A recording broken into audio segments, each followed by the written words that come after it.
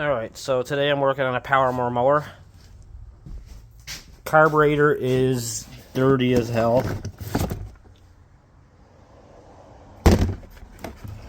And I'm guessing there's water in this tank.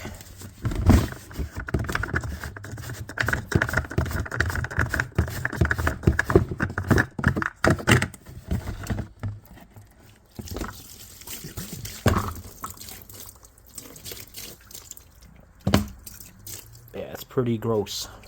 Alright, so that there mess was inside the carburetor. That's what the carburetor looks like. So let's see if we can't get this cleaned up and see if it'll run again. There goes nothing. See if she fires.